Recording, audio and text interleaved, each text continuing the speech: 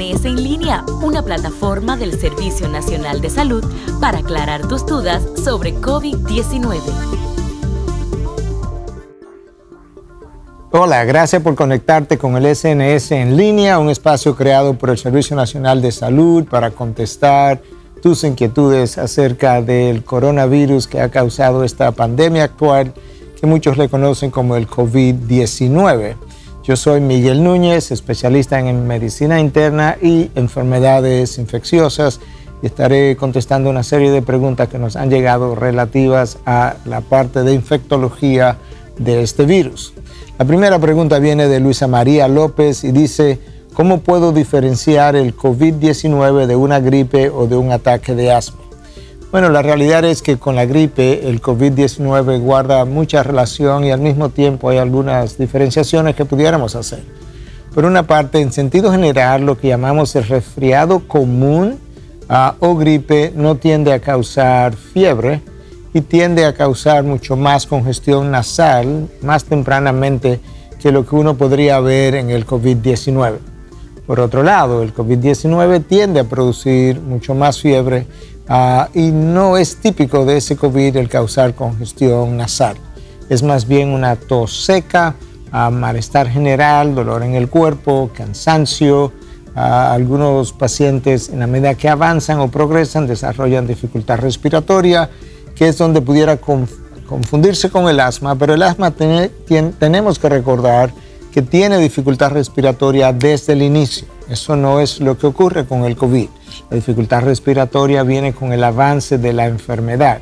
Y luego hay otros pacientes que manifiestan también dolor de cabeza, náusea, vómito, diarrea. En ocasiones incluso el paciente pudiera quejarse de pérdida del olfato o pérdida del gusto, algo que se reportó posteriormente y no tanto al inicio. De esa misma manera han habido algunas erupciones de piel reportadas en asociación con el COVID. Pero eso requiere, ¿verdad?, varios síntomas juntos y no simplemente que alguien tenga un dolor de cabeza y ya esté pensando que está padeciendo del COVID-19. La segunda pregunta viene de Diana García y dice lo siguiente: ¿puede alguien tener coronavirus, no darse cuenta y sanarse sin llegar a utilizar ningún medicamento? Bueno, una de las cosas que hemos aprendido es que, comenzando con China, China reportó inicialmente que un 20% de los pacientes no tenían ningún síntoma, es lo que llamamos el paciente asintomático, pero en la medida que el tiempo ha ido pasando y la pandemia, ¿verdad?, se formuló, se creó a lo largo del mundo, pues hemos sabido hoy que hasta un 50% de los pacientes no tienen ninguna sintomatología. Por tanto, si no tienen sintomatología, no van a tomar ningún medicamento y se van a sanar sin haber ingerido ningún tratamiento. Aún más, aún pacientes que desarrollan sintomatología con fiebre, con tos y aún a veces hasta con cierta dificultad respiratoria, muchas veces se van a sanar sin ninguna intervención médica. De hecho, posiblemente alrededor del 90%, 85-90% caerían dentro de esa categoría. Es una enfermedad que en la gran mayoría de los casos es autolimitante. Yo creo que eso es buena noticia y puede contribuir a calmar el pánico. Por otro lado, tenemos una pregunta de parte de Zaida Peña que pregunta lo siguiente: ¿por qué hay personas que muestran más síntomas que otros? ¿Depende eso de su sistema inmunológico? Bueno, es una buena pregunta y ciertamente no todos los sistemas inmunológicos reaccionan ante la entrada de un virus, de una bacteria de la misma manera. Eso es un factor.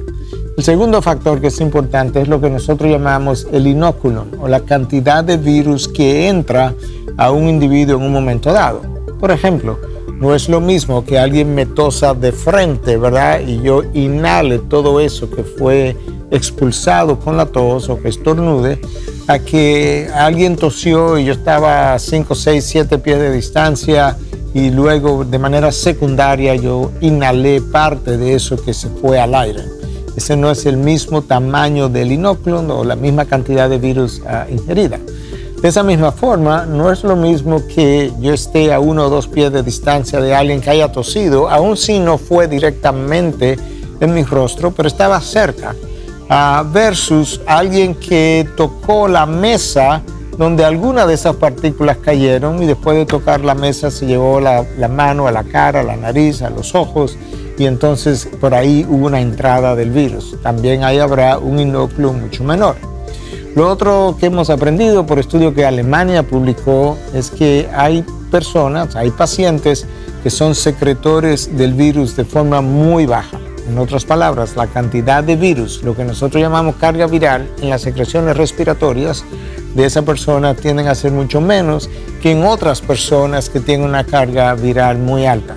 Entonces, dependiendo de con quién yo entré en contacto, también eso pudiera contribuir a que yo tenga más o menos sintomatología. Y finalmente, la edad del paciente de más de 60 años y sobre todo después de 70 años y que tengan enfermedades subyacentes como diabetes, hipertensión, cáncer, fumadores, enfisema, pacientes con asma, pacientes que están tomando ciertos medicamentos que bajan el sistema inmunológico, también pudieran tener mayor dificultad manejando el virus que otros. Próxima pregunta viene de Amaury León. Tengo dos dudas. ¿El coronavirus puede viajar por el aire? ¿Y es cierto que hay plantas medicinales y té que pueden curarlo? Bueno, definitivamente que puede viajar por el aire. La pregunta es ¿cuánto viaja? Ahí esta es la respuesta. La recomendación actual es que debemos mantenernos a unos 6 pies de distancia de una persona a otra. ¿Cuál es la razón para eso?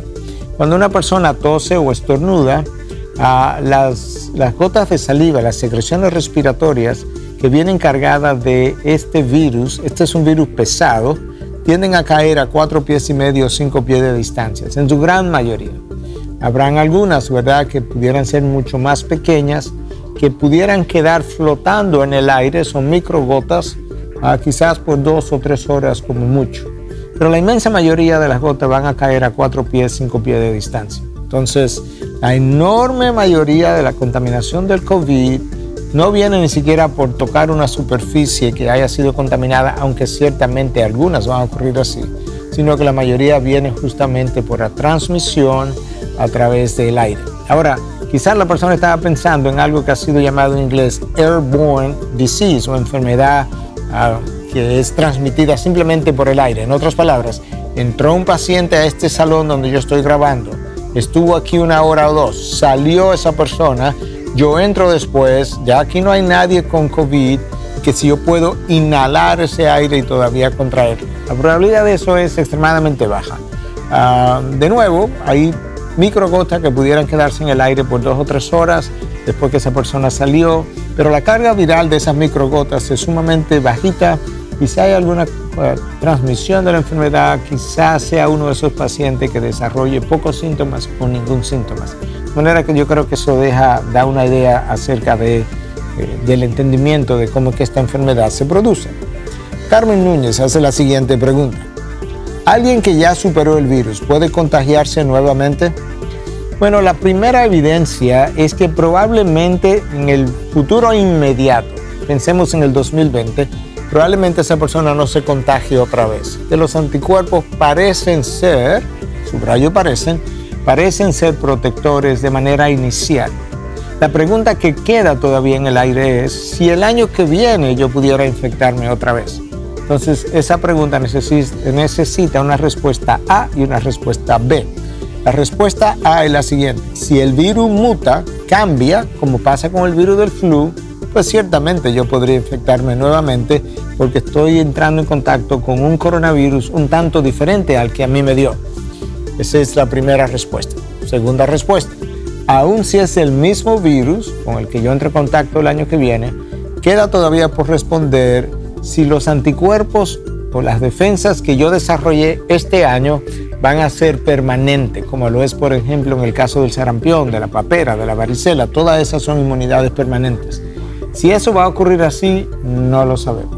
Yo creo que eso está todavía por verse. Ahora, los coronavirus que circulan, anterior al COVID, que circulan en la población, que causan gripe común, no tienden a durar de manera permanente. Tienden esos anticuerpos a caer. Si eso es lo que va a pasar con lo responderemos en un futuro con el paso del tiempo. Nicole Minaya pregunta ¿cuál debe ser el cuidado que deben tener los mayores para no contagiarse de COVID-19?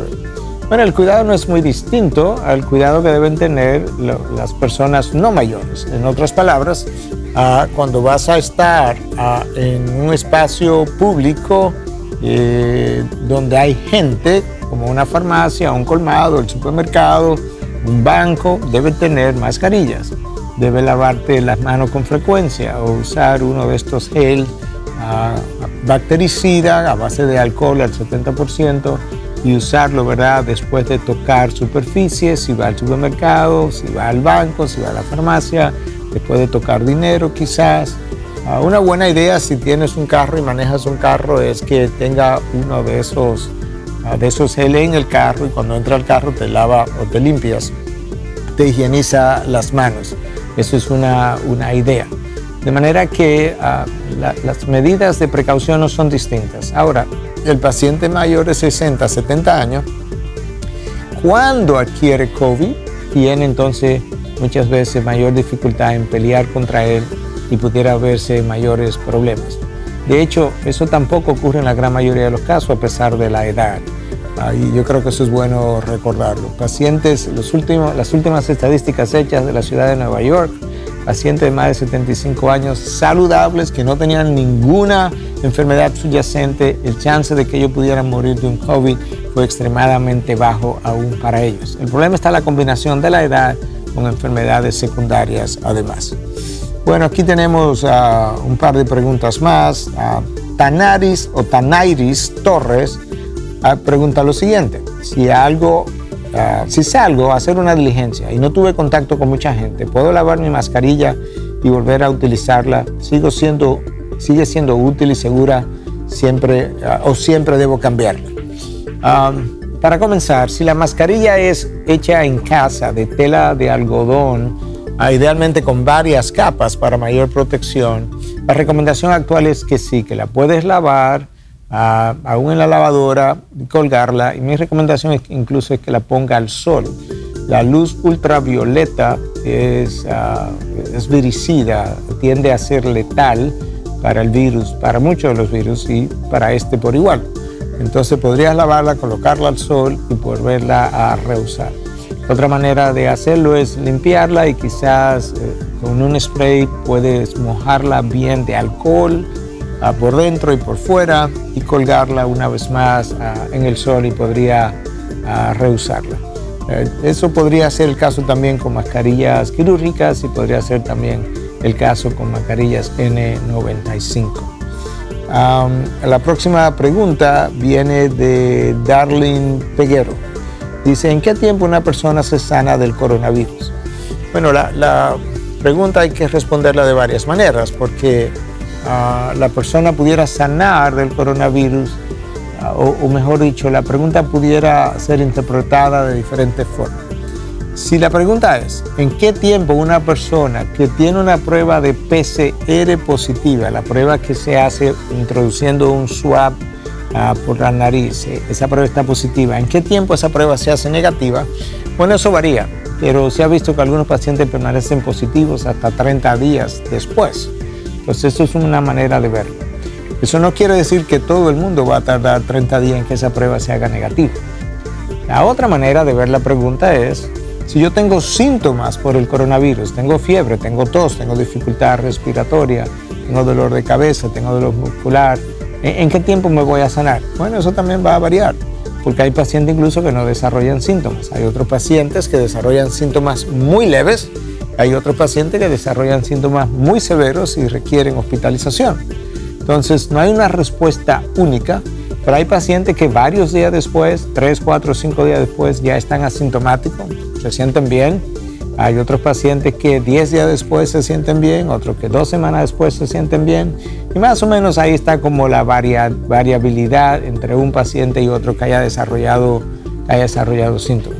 Hay pacientes que terminan incluso en un respirador y ya eso estamos hablando de otro tipo de paciente con otro tipo de respuesta, porque ya eso va a variar de persona a persona. Yo espero haber contestado, ¿verdad? Yo creo que estas son las preguntas que por hoy nos han llegado. Le continúo animando a que sigan enviando sus inquietudes a SNS en línea o el Servicio Nacional de Salud. de manera que diferentes especialistas puedan abordar sus inquietudes y responder de la mejor manera posible para contribuir a lo que es la tranquilidad y el sosiego de nuestra población. Muchas gracias. SNS en línea, una plataforma del Servicio Nacional